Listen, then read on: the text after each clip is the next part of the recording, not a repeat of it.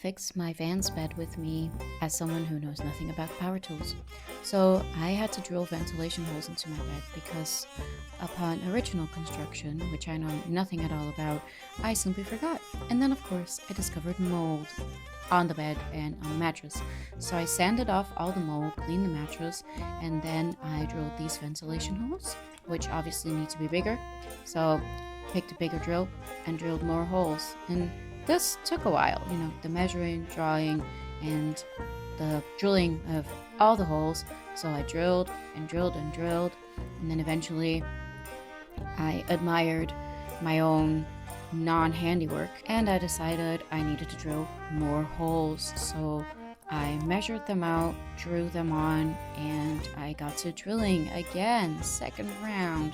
So I drilled in a whole bunch more holes, but I made sure they were all like kind of symmetrical and in a pattern, because otherwise like I'd go entirely insane. And there she is. So the bed is now full of holes. Can't have too many. Sanded it all down, and then I also rolled up the sandpaper and jabbed it into every individual hole, because then it was like clean and neat. I don't know how other people do that. This was the only way I could think of, so just roll with it. I managed it, so it just really took a while. And then I got to the varnishing part, which is my favorite part because it is the literal finishing touch, and it's just so satisfying to make it all clean and shiny. I varnished it twice, let it dry, and then she was ready to go back in the van and hopefully avoid mold. So there she is. Great success.